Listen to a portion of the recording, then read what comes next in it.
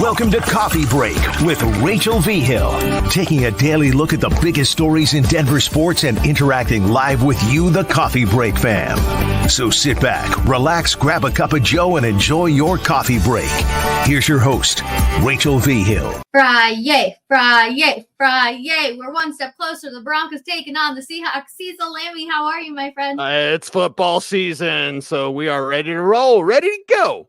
Oh, I've got a question for you, Cecil. Sure. Like fantasy guru that you are, how many leagues are you in, or do you just do one? Oh, I've reduced it. There was one year I did like 14 and it was terrible. I know people that do like dozens of leagues. I do 4. There's one that I really care about. It's our Football Guys Expert Staff League. And then, I'll jump in with some people doing some other drafts, but yeah, there's 4 leagues. There's one I care about. It's the best way to manage things. I always laugh at people who are like, my life's so better since I stopped playing fantasy. That's because you suck. Exactly. Fantasy's fun. So just play fantasy. Everyone have fun. Listen, I just can't manage having to worry about that. We do our King Supers Pick'em League, obviously. And then everything that goes on over the weekends too. I'm I just can't. But my sister-in-law did call me on Wednesday. And she's like, I need your help with all my fantasy stuff. And there were a certain point where I was like, I should just call Cecil and be like, Cecil, who else should we pick? Because it gets hard once you get down to the bench, guys, and it's like you're going for scraps, Oh, that's my favorite part because it's I know that's your favorite part. The league. Like everyone's stars kind of negate each other. They'll equal each other out. I've got Pat Mahomes, you've got Josh Allen. Yeah, they're kind of the same. Yep. It's your scraps, it's your bench guys. That's what makes the difference. And you have the green light. I do have friends, and I'll name names. Don't make me name names, Rachel, that only text me in August.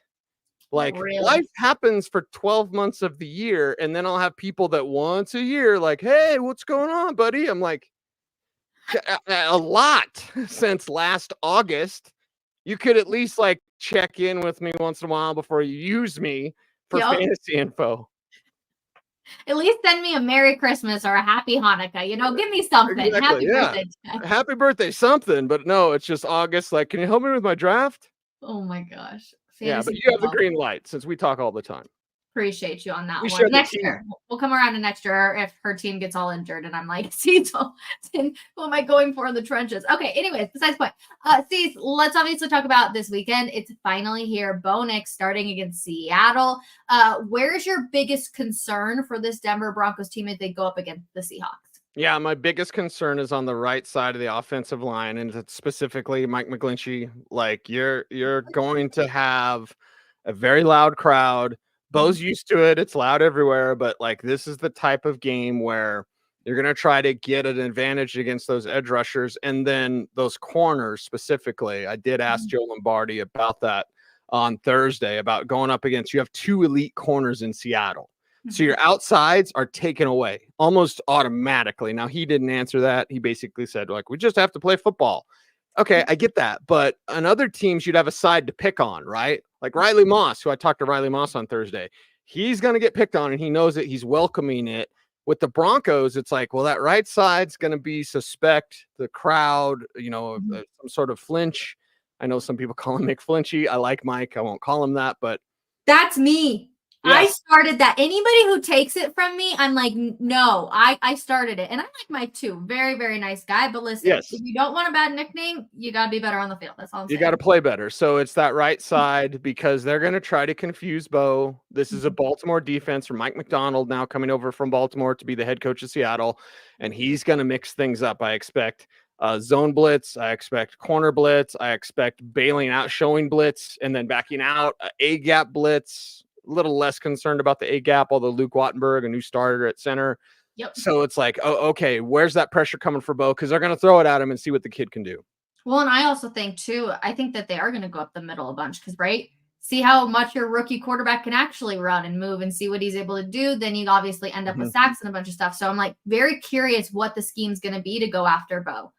Yeah, middle pressure makes everybody look mortal. So, that'll be part of it, but it'll be pressure from everywhere, and then it'll be settling down Bo through play calling, through running the ball, and kind of getting him in a rhythm. And that's where a guy like Cortland Sutton comes in a big way, help him move the chains. Well, and also let's just run the ball. Let's hope that Javonte Williams can be back to his powerhouse self and he's actually able to move the ball, because that's going to also help settle things down. It's going to help keep, Geno Smith and DK Metcalf and all of those guys off the field too, if you can just continuously run the ball. Yes. Yeah. And Seattle last year, and it's difficult to go from last year because it's new everything. Yep. But last year they were 29th in the league in running backs that catch passes. You can attack them there. Jaleel McLaughlin. There's two X factors for the Broncos. It's Jaleel McLaughlin and it's Greg Dulcich. Those two can make key plays. I was thinking Marvin Mims could as a returner, but those two on offense are the ones to look for, because you can take away Court. And again, outside stuff's not going to be there with their corners. Yep. So work the middle of the field, work the running backs out of the backfield. And like you said, best friend of Bo Nix, run the ball. Run the ball. I did not talk on Thursday. I kind of went over like a few keys that I thought were going to be big for the game on Sunday, but I did not mention tight ends at all. What would you like to see from any of those guys on the Broncos? Yeah, I'd like to see a touchdown, from Dulcich or somebody, or some sort of explosive play. If you can get 4 explosive plays, I'm talking about a rush over 10 yards or a pass over 15 yards. Some people fudge the numbers, but let's just say 10 and 15, 10 for a run, 15 for a pass. And count them, Rachel. If they get 4, they'll win. If they get less than 4, they won't win. So Jaleel, some sort of screen pass, and he breaks it for 20. Court gets free. Dulcich in a seam ripper, middle seam type thing like that. That's where the explosives need to come from. You need 4. You get 4, you can win in what should be a close game. Well, and Geno Smith, and I mean, obviously, like you said, it's hard to go from last year to this year because there's a lot of different things that are changing. But one of the things was last year's, they were really good at moving the ball down the field, but then they always had to settle for 3 points. So it's like defensively, things might look a little bit differently, but for the Broncos, you still just got to be able to have really good red zone coverage. Yes. Good red zone coverage. Talked to Vance Joseph on Thursday. Talked to him about stopping the run. Like, do you feel better about stopping the run? Because Kenneth Walker is a true bell cow. It's something that Coach McDonald has talked about. Of course, they got Ryan Grubb coming over from the University of Washington. I think it was Dylan Johnson, the Washington kid who went back to he was on a couple of teams. He got cut, but someone had just picked him up again just today. So anyway, he's an undrafted kid. But anyway, so like they'll lean on that ground game. Walker will be a bell cow. It's so rare today to get a bell cow. You're facing one guy because Zach Charbonnet is not real good. But like you're facing one guy that does a couple of different things. It won't be some sort of rotation. Like here comes the big guy and then here's the little guy. Like, no, it's one guy. It's Kenneth Walker, but he's one of the best, maybe the most underrated back in the league. He's really good. He doesn't need to come off the field and he'll be a challenge. So be ready to stop the run, run the ball, stop the run, 4 explosives, win. Get that W with the 12th man. Okay, Riley Moss, you mentioned you talked to him on Thursday. Is he ready? He's going to see so many looks, Cecil. Does he seem ready? Yes. Yeah. He even talked about his first game at Iowa where he was picked on and he had 2 picks. So, I mean, and let's do the turnover game as well. If you win the turnover margin, as they did, no game that they won last year did they not win the turnover margin. Yep. So if Moss does get a couple of picks, good on him. We haven't necessarily seen it in training camp or preseason. He's always knocking the ball away instead of getting the ball, securing the football. So if he can get a couple of picks, that definitely helped. Geno Smith, what are your thoughts on him right now? Obviously, he was dealing with a few injuries in the offseason. We're kind of just there. Where are you ranking him right now among so there's the tiers, right? Like we always talk about the tiers. There's the Patrick Mahomes, Lamar Jacksons. There's the next tier, I would say, like a Trevor Lawrence and those type of guys. Where do you rank Geno Smith? And then don't hate me for this, but I feel like we got to put Bo Nix like down at the bottom of the tiers as well. He's a rookie. Like we got to learn a little bit about him before he can move up. Where are you ranking Geno Smith right now? Geno's story is kind of over, and I say this with all due respect. I really like Geno. I was at Radio City Music Hall when he came back for the second day when he wasn't drafted the first night. Really? And it was so embarrassing. He came back and I've always respected him for that. Got to talk to him back then in New York City. So it's like, I respect Geno, but I also know like he's kind of just leveled off. It's who he is. There's nothing really new here. Now you're going to introduce a Michael Penix offense, basically from the University of Washington to Seattle. maybe that jump starts things. Maybe Jackson Smith and Jigba, who has a better work ethic this offseason, which is kind of odd when you hear those things like, hey, he's working now. So like, okay, does that work out? I think Geno's leveled off. He's kind of hit his ceiling. He wants more money. Seattle's not going to do that. So they got Sam Howell, who the Broncos almost got Sam Howell, by the way. And then we wouldn't be talking about Bo Nix as a starter for week 1 and probably be Sam Howell, because Sam Howell's better than Jarrett Stidham. But so they've got their own kind of quiet quarterback controversy.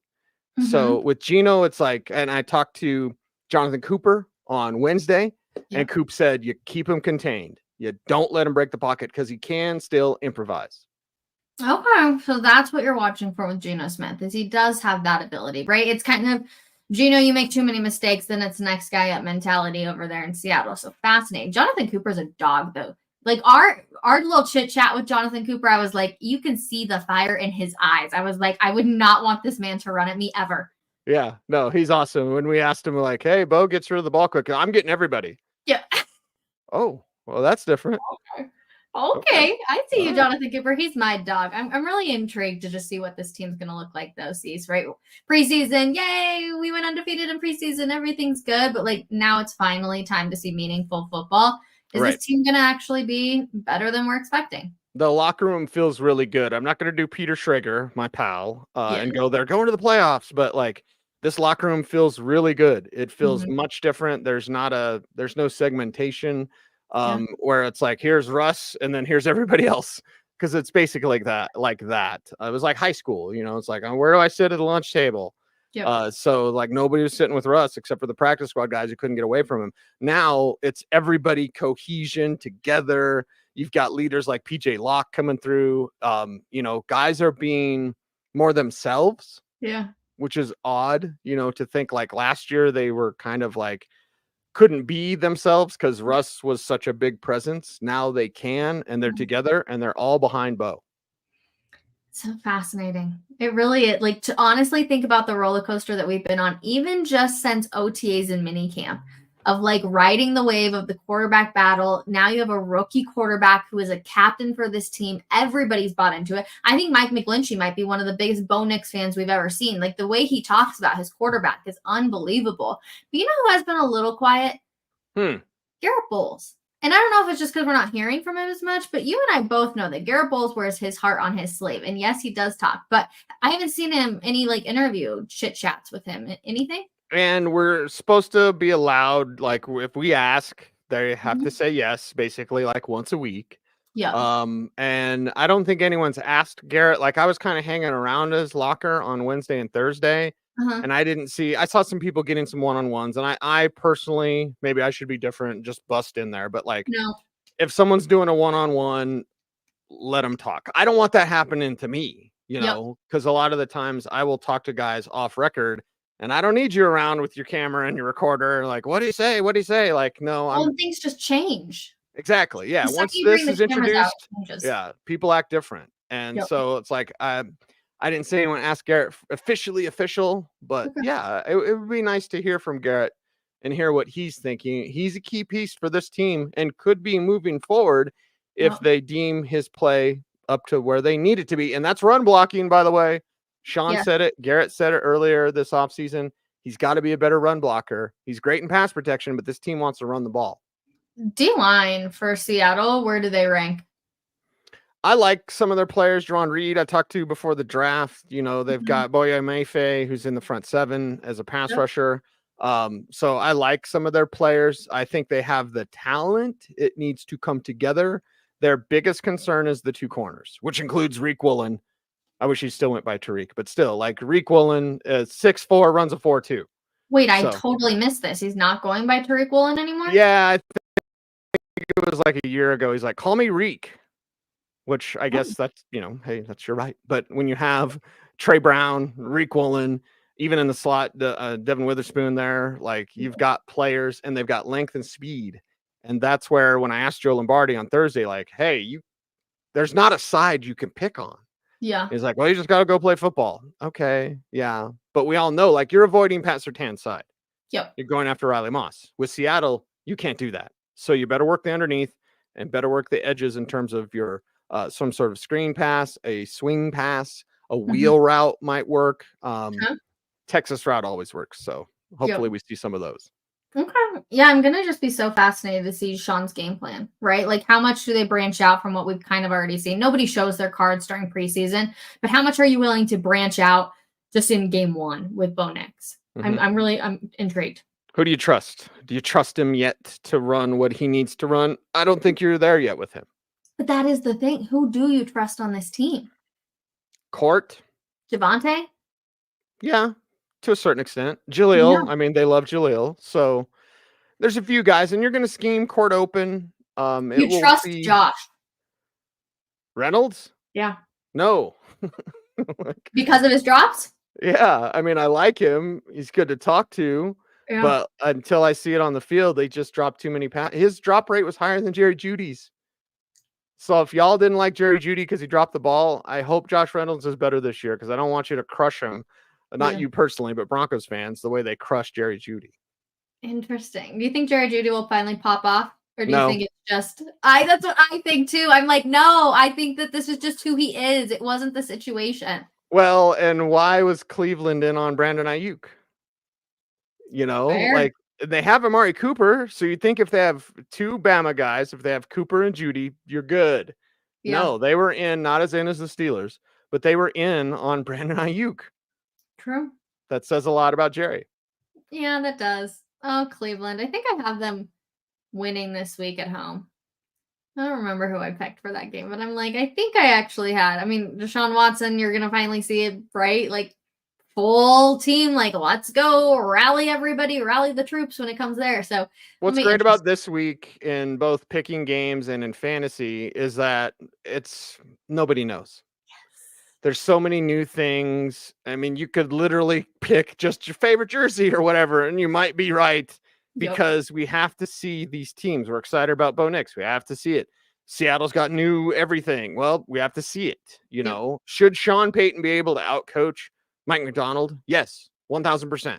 So is that enough of a difference? You have rookie coach or rookie quarterback. Which one has the most kind of give, if you will? Yep. I think honestly it's the rookie quarterback because he's got the veteran head coach. Yep. So you have the veteran quarterback and the rookie head coach, but then you have the rookie quarterback and the veteran head coach. I think I got that right. Yep. Which chip do you put that on? I think you put it on the Broncos because Sean Payton will be able to mask any sort of deficiencies that Bo Nix currently has. He's a rookie, everybody. Yep. We love him, but he's a rookie. And on the other side, Mike McDonald and Grubb, of course, coming from college, they won't be able to mask the Geno Smith's deficiencies. Well, and I just saw a stat too that Sean Payton is, I believe it's 17-3 against rookie head coaches in the first 4 weeks of the season. So played only 20 rookie head coaches weeks 1 through 4 through his 17 years of his career. So it's not a ton, right? But at the exact same time, the fact that he's 17-3, it shows you that having that behind the scenes mentality and what's going on there definitely does impact the game a little bit. I hate to go back to my high school playing days before you were born, but whenever we would beat up on a team, and we 45-point ruled Idalia in the semifinals for state, which means they call the game once you get up by 45 points. They were putting in their freshmen just because we were killing them. And wait. What position did we play, Cecil? Me? Yeah. Quarterback. Oh, amazing. What was our stat line our senior year? Not great, but we went to the state championship. Either way, when freshmen come in, we would just say freshman meet and we'd scare them because we were all juniors and seniors and we'd just freshman meet.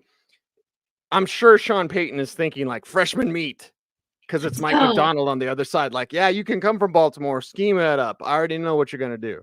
Yeah, I can't wait. I can't believe football's here. I'm so freaking excited, Cecil Lammey. I look forward to our chats every single week. Thank you so much. You got any other plans for the weekend? You just hanging out, watching football? Actually, I'm doing a public appearance for Denver Sports up at Ameristar in Blackhawk. So come watch the game with me. Oh my gosh, have the best time hanging out with Broncos country. There's honestly nothing better. Even just chatting on Twitter and stuff. I'm love all of you. Yeah, and up at Ameristar, I love that place. So it's It's peanut butter and chocolate put together. It's perfect. I love that for you. We'll go hang out with Cecil on Sunday. Make sure you're chatting with all of us on Twitter. It's our best part of our job is getting able to talk with all of you guys. And then we will be back on Monday, hopefully talking about a Broncos W. Everybody have a wonderful weekend, and we'll see you later. Bye.